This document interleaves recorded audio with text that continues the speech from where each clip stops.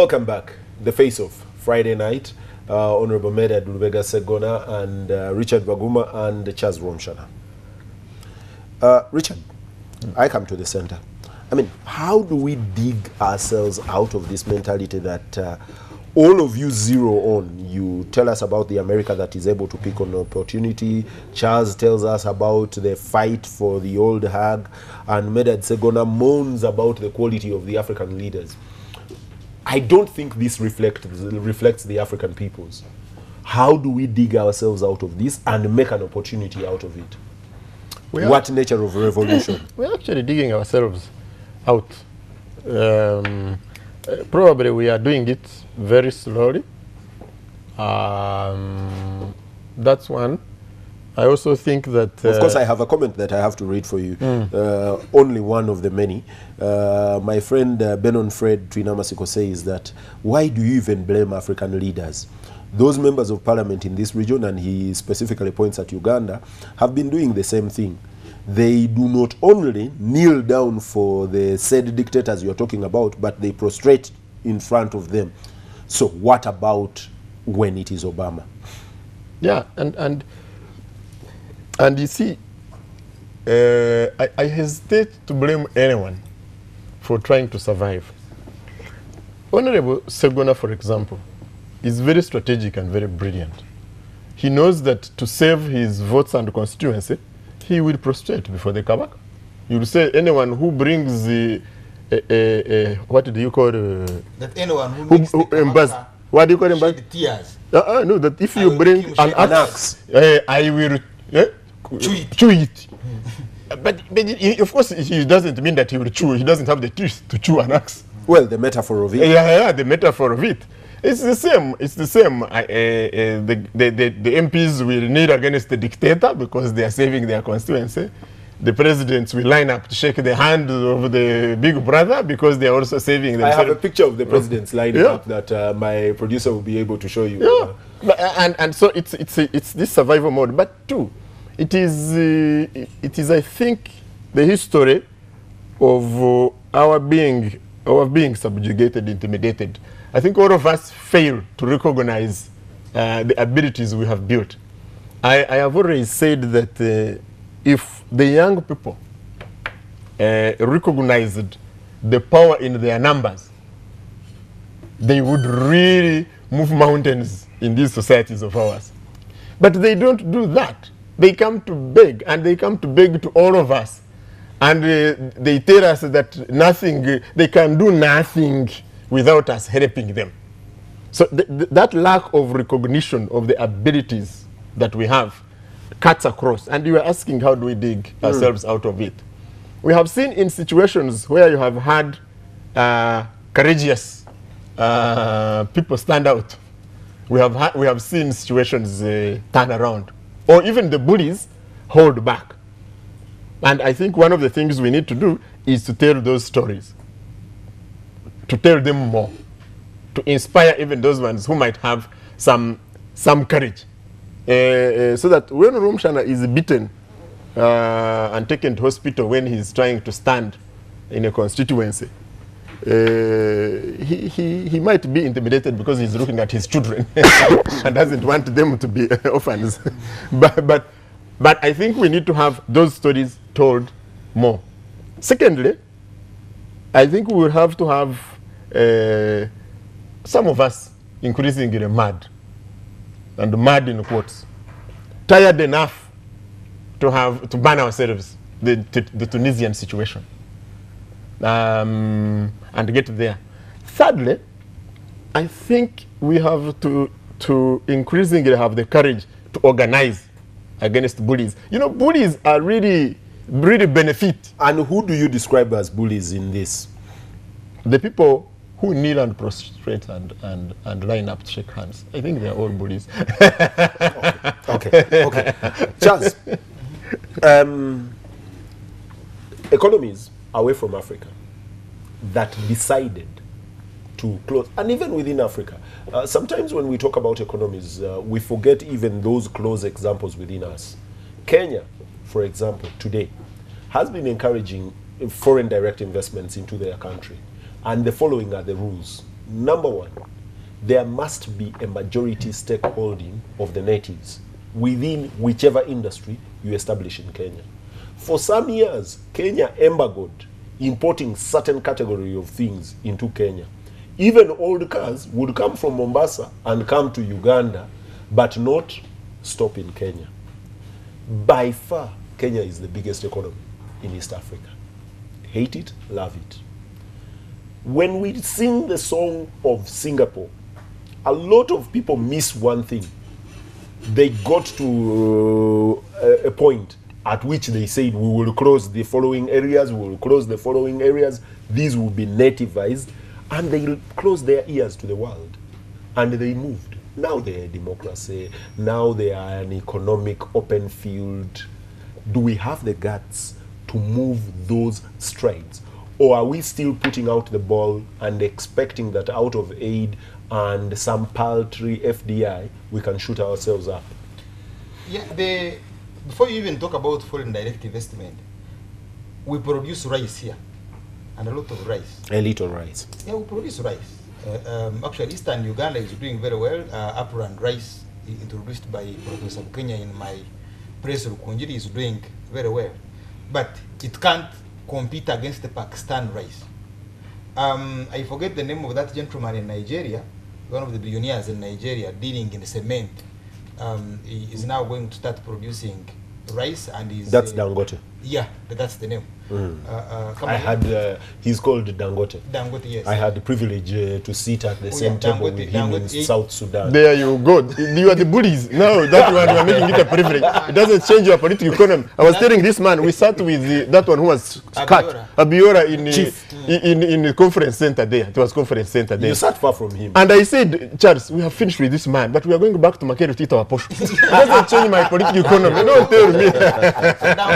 Dangote has been given he's going to invest a lot of money in Nigeria to produce rice, and will produce, he aims at producing 40% of the rice Africa imports. But what is the declaration from America as we speak right now? The thinking is that we should not do massive agriculture because it destroys the environment. So you will have moves towards, because they wouldn't even allow you to subsidize. So we have a capacity where we can do indirect, where we can generate our own capital here and Charles, how can you talk about subsidizing when they are imposing taxes? Yeah, that's also a different angle. But look at what India is doing, and now the most presidents here have issues to do with crime. Literally, most of them, those who visited there, are candidates of the ICC. Mainly those who have had to manage civil wars, who have carried out massacres, who have carried out mass burials. Yes, and these presidents saw how Gaddafi was handled. They saw how Gaddafi was killed, because Gaddafi stood for Pan-Africanism. And why do they rush to China? You had rhetoric here in Uganda, for instance, when President Museveni had issues with the West. He said, no, we shall go to China, we shall go to Russia. But I asked one of our ambassadors, one of our diplomats in Russia, he told me, man, you can't even stay in Moscow. The place is too expensive, so they even stay here. But how can you go to Russia when you don't even have capacity to sustain your diplomats in Moscow? So when you have issues, when you have aid tied to human rights, you have loans, grants, etc. tied to democracy and economic performance, and to some extent, yes.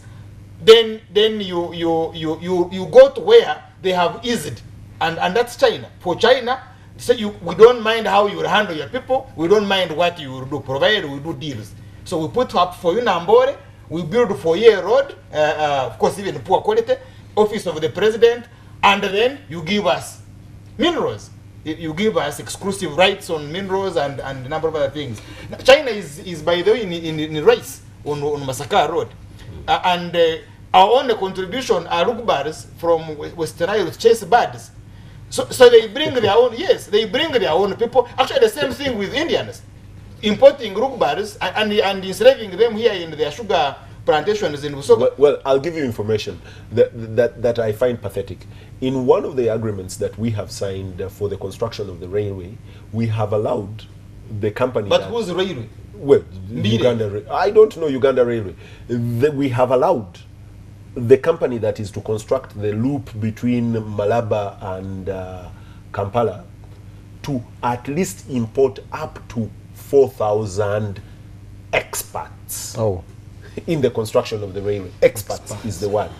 Now, in another agreement that we have signed with the government, I think Sri Lanka, to grow rice in, I think, eastern Uganda, and we have allowed them, for every Ugandan that they employ, they are, I think every 3 Ugandans that they employ, they are allowed at least 2 experts on rice growing.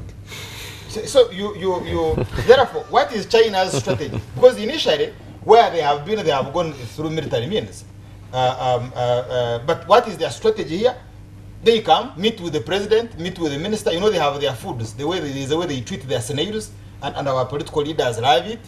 Literally, all of them, if you go to check out with our political leader, most of them have eaten their food. They meet the president. So you see an investor here, someone who looks like an investor, and you can't touch him. The next minute he's in wholesaling, he's in retail. And yes, that's how it is now. And you go to Kawaragara, you will find them with the supermarkets. They are in supermarkets in the way you get it. In Nigeria. Yes, that far. And so you can't raise anything because they began with the president. Now, you can't, when you're going to China to import even their fake things, fake products from China, it's very difficult to getting a visa. They make it extremely very difficult because they want to produce, they want to distribute here, and then they are here with their gambling centers. The only thing you do to regulate the gambling centers is to impose a tax on them. In other words, you use them as agents to collect money from your poor people, the youth. What do they give you? Borders. And in return, they get land. This is what is taking place in Busoga. So now the best thing Busoga can do is to export its youth to come and produce chapati here. Those are the jobs they have, those are the skills they have developed, how to produce chapati as quickly as possible. So, and in the end result, therefore, who are we? Having lost our land, we are poor, and therefore the only thing we can consume are fake Chinese products, like that shirt of yours. So,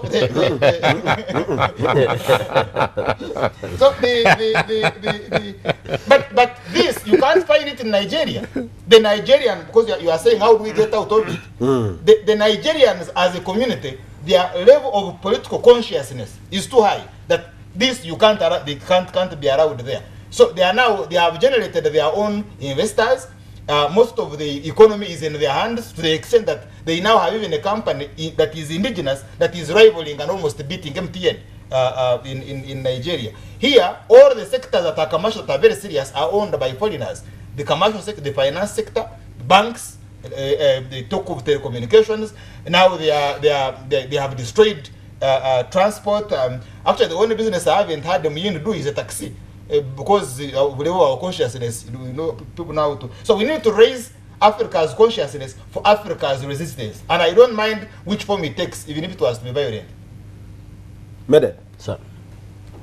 how do you dig yourself out of this? Of course, Abe Mukisa here tells me that, gentlemen, you are painting a gloomy picture of Africa. Far from what you think, Africa has produced among the best ICT engineers in the world, among the most creative engineers, and Obama was looking at tapping into these. What we need is, how do we keep them home and improve what we have? We cannot take technology back and say that we go back to the days of Timbuktu. I think he's talking about the great University of Timbuktu. What we need is move the technologies they have, like Japan did and China is doing, and get better. Makerere has given you a show with the EV car. And with the bed bags. Well, first of all, people have got to start thinking in terms of institutions and thinking in terms of their countries. I am told of a story of Indians that went to Germany in the manufacturing of the Mercedes-Benz. They went and copied the technology. The next thing they did was to go back home and produce the Tata lorry. In Uganda, in Africa, one thing we think of is, how do I survive when I get there? I'll learn this, I'll get this money, I'll grow my business, and the next thing is my family will be liberated. The second thing I want to talk about is, I think we have to, first, we must liberate ourselves politically, because we have seen how our leaders think, how they work, etc. I think Charles has said it all. You know, the best, I think at one point Mr. Waguma was saying you prostrate before the Kabaka to save your constituency. I think he was not around before I became a member of parliament. But one most important thing, when it comes, yes, members of parliament for personal survival in my constituency, and when you ask them, they say, man, we do those things, we don't believe in them. But how do we survive? Because this man will come to my constituency and strike. The moment he strikes in my constituency, I will not survive. You saw how the so-called rebel MPs started, who they started with. Where is my brother, the one of Barara? Yeah. You know? Chamadid. Chamadid. I've even started forgetting Chamadid's name. So the point is about personal survival. But I can tell you that Africans are brilliant. He talked about the best in ICT, the best in law. You know, in the ICC alone, we've had 3 judges. Secondly, 17-day, Nsereko. That shows you the caliber and quality of professionals we can have. But what happens when we go beyond that, when we come to the level of leadership? The level of leadership will produce the Anitas of this world. You're talking about people who kneel before the president to survive politically. Be it Segona or anyone else, if you have leaders of that quality, throw them out. And that's the best. I think my 2 colleagues have stated something I've said and done before. Try to kick these guys out. His last statement was, I don't care how we do it. You know, his was similar. He was talking about the Tunisia way, etc. We have these leaders, and I think Charles talked about it and left it hanging. People saw Gaddafi's fate, they saw Ben Ali, etc. And these are candidates for ICC. So one of the things they're talking about is, well, because they are blackmailed, they also blackmail, we shall go to China. But you see, why are you talking of going to China and Russia to begin with? Why are you not talking about working with Kenya, Rwanda, etc., to see how best you can survive as a community, as an African community? So I think they have betrayed us. We cannot move if we continue with this kind of leadership. Everything, by the way, is possible. You can change What is anything. the cutoff point for that leadership? I mean, the mourning about we cannot move on, I mean, if the windfall hadn't fallen on Gaddafi and the Americans bombed him out of life, he would possibly be still perched in Libya up to now. It is, I think, Tunisia was the exception, where people actually put on delivered. African Union. So, I mean, how do you get this delivered? How do you whip the consciousness of these people to a level that they say, we shall not take Baguma, instead of saying, give us the salt and beer? You see, we as analysts, what we need first to do is to find out what is the problem, the disease, diagnose the disease before we go for prescription. And we are in agreement that I've ever been eaten by a rat. The rat eating the Okay. I haven't had that opportunity, Then if it is an opportunity. Then you are really very unlucky. You wake up to find the rat having eaten your It's a food. unique experience. Huh? But if you are to check, it eats you when it is soothing you, as it eats. So you're in deep sleep. Actually, that's the best sleep you can ever have. Sure. But in the yes, but in the morning, since they have gazetted you may very hard. You don't reach that level. Remember, that's the strategy to impoverish, and these come with that. So our presidents are being soothed. It's soothing. America is now on relaxing our presidents. So we now need to make a lot of noise that we should not allow deep sleep. These are rats. They will eat your food. And so you must do everything possible to secure yourself, secure your resources. Because their philosophy has always been the philosophy of extermination. The Red Indians, where are they? Where are the Aborigines? In Australia. Yeah, in Australia. So who produces? Because we can't even produce our own drugs. The drugs, these chemicals we are putting in our bodies are fake. If you remember, the other day I was giving the story of Kwemi, who was dismissed because he was helping us in arresting fake drugs. These fast foods, go and check this oil we are using to cook. Now cancer is on the rise. So we will not survive the way our ancestors survived, our grandparents passed the third round from us. So we, the elites, the same elites, we need to raise our consciousness and then put our leadership on pressure and bargain. I'll pause you there. Walusimbi, I beg that I don't take calls, so that I use the last 3-4 minutes for a comment on something Charles has talked about. Very unusual. Usually we do one subject. But I must confess, I haven't fully internalized the notion of gazetting, degazetting traditional leaders. I've seen the Medads sing in Parliament with Karoro Kurutu. Yesterday she was a devil. She had a degazetted.